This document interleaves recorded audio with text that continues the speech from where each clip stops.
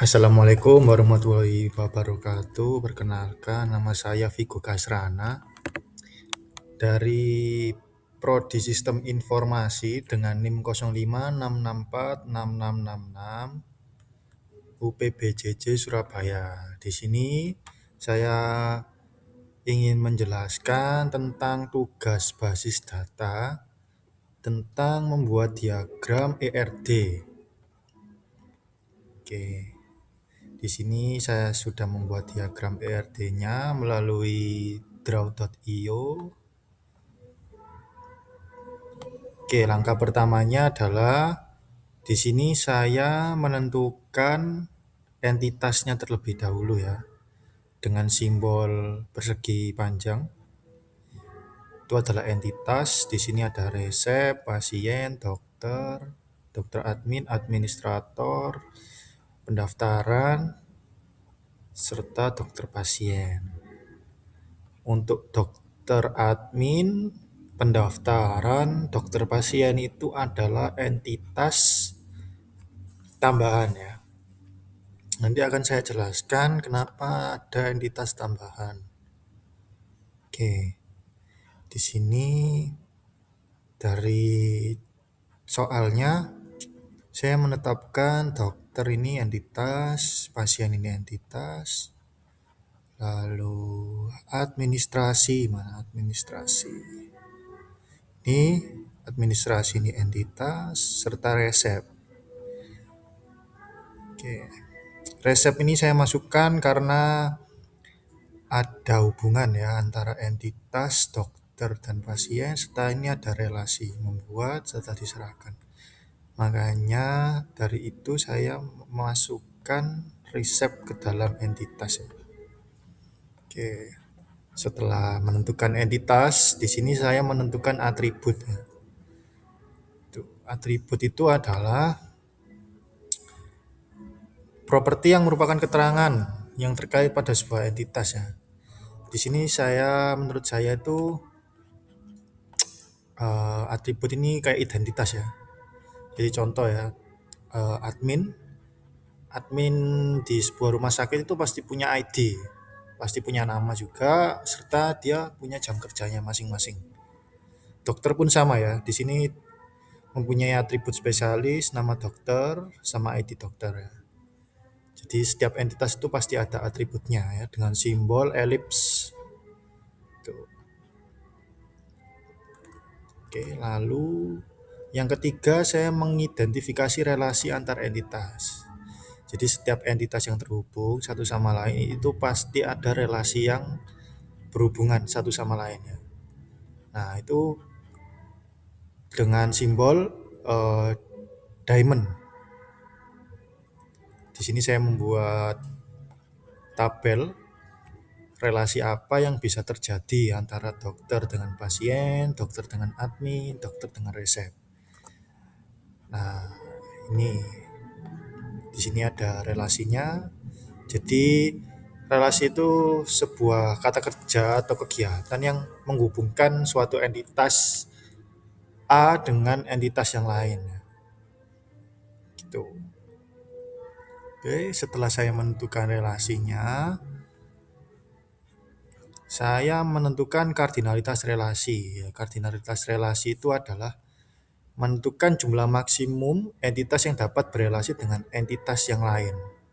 Jadi setiap relasi ini tadi itu memiliki hubungan yang macam-macam.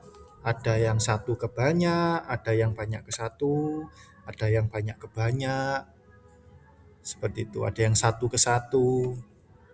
Jadi itu macam-macam, tergantung dengan entitas relasinya itu sendiri. Nah, di sini dari relasi yang sudah saya dapat, saya temukan ya di sini bahwa dokter memeriksa entitas dokter, relasi memeriksa entitas pasien itu memiliki kardinalitas relasi itu banyak ke banyak. Jadi di sini saya menentukan kardinalitas itu sesuai dengan fakta yang ada ya. Jadi misal nih di rumah sakit, dokter di rumah sakit itu banyak. pasien pun juga banyak. Jadi saya menilainya dokter dengan pasien itu memiliki kardinalitas banyak ke banyak. Jadi menurut saya kalau menilai kardinalitas itu harus sesuai dengan fakta. Pasien dilayani admin. Ini juga banyak karena pasien di rumah sakit itu banyak, sedangkan admin yang melayani di rumah sakit itu juga banyak. Admin serahkan data ke banyak dokter, ini juga banyak, banyak ke banyak. Lalu di sini ada dokter menyimpan data dari banyak admin, ini juga banyak ke banyak.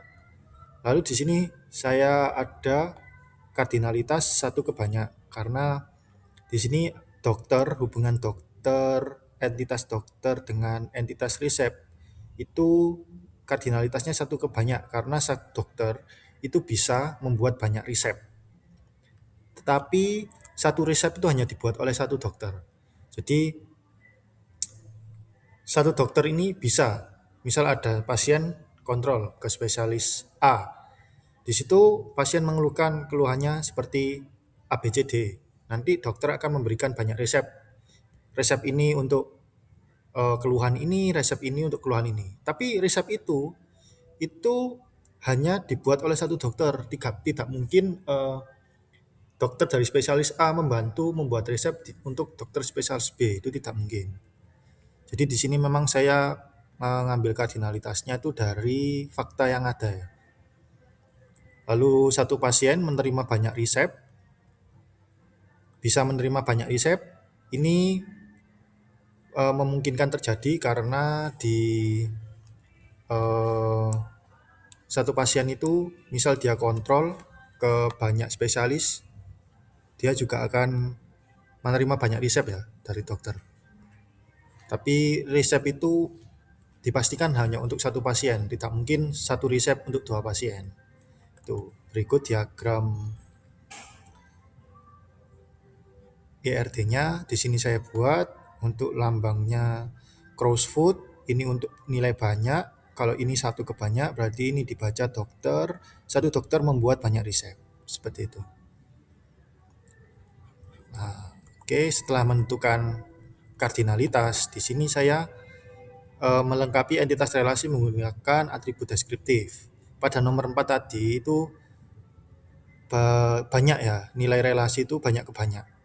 Maka dari itu setiap entitas yang memiliki nilai banyak ke banyak itu harus dibuatkan entitas baru atau entitas penghubung. Nah ini, tadi hubungan pasien dengan admin itu banyak ke banyak, maka akan tercipta entitas penghubung yang menghubungkan antara admin staf pasien. Itu apa? Hubungan yang paling nyambung itu adalah pendaftaran. Gitu. Lalu pada dokter saat admin pun sama ya. Di sini terjadi karena awalnya hubungan dokter sama admin ini banyak ke banyak. Maka hubungan yang paling nyambung itu dokter dan admin. Supaya di sini tercipta relasi yang spesifik ya. Admin serahkan data ke dokter. Dokter simpan data dari admin. Seperti itu. Kalau misal ini entitasnya tidak dibuat entitas penghubung, ini mungkin kurang spesifik ya, karena di sini akan cuma ada relasi satu aja. Jadi dokter kapan menyimpan, kapan menyerahkan, admin kapan menyerahkan itu tidak kelihatan. Tuh. Jadi di sini akan lebih spesifik ya. Simpan data kelihatan, serahkan data lebih kelihatan. Tuh. Lalu di setiap entitas penghubung yang eh, ada, yang tercipta itu pasti ada atributnya. Nah, atributnya ini dari penggabungan primary key dari dokter serta admin. Jadi ini entitas penghubungnya dokter admin, maka akan ada ID dokter serta ID admin di sini. Lalu akan tercipta primary key dari entitas itu sendiri yaitu ID data. Semua entitas penghubung akan menciptakan seperti itu. Seperti itu. Ini ada pasien, maka di sini akan punya atributnya masing-masing. Lalu di entitas penghubung dokter pasien, ini akan ada ID pasien serta ID dokter dari entitas sebelumnya ini. serta waktu periksa ini adalah atribut ya dari entitas dokter pasien. Seperti itu. Nah, ini di sini kan lebih spesifik ya, dokter memeriksa pasien, pasien diperiksa dokter, seperti itu.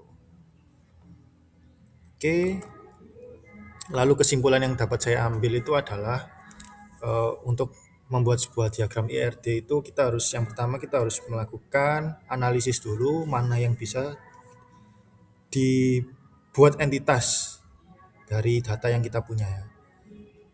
Itu jadi awalnya saya akan meletakkan persegi-perseginya dulu, lalu setelah menentukan entitas, saya akan menentukan atribut yang terdapat pada entitas tersebut. Nih, dengan bentuk elips ini. Saya taruh dulu elipsnya, lalu setelah menentukan atribut tadi, saya menentukan relasi. Relasi itu pasti ada di tengah-tengah antara entitas dan entitas yang lain. Tuh, dengan lambang diamond ini. Jadi saya letakkan diamond-diamondnya, lalu saya mencari relasi tadi menggunakan tabel, relasi apa yang bisa menghubungkan satu sama lain. Oke, kalau sudah, lalu saya mencari kardinalitas relasinya. Hubungan relasinya itu maksimal itu ada berapa aja. Tuh. Gampangnya sih sesuai dengan fakta yang ada ya. Tuh. Lalu kalau sudah, jika memang ketemu ada kardinalitas banyak ke banyak, maka harus diubah menjadi entitas penghubung. Entitas baru, relasinya itu tadi. Maka akan tercipta entitas penghubung supaya menjadi lebih spesifik lagi ya relasinya. Oke, seperti itu penjelasan saya terhadap tugas basis data ini. Saya ucapkan terima kasih kepada Bapak Ibu dosen karena telah memberikan materi serta tugas yang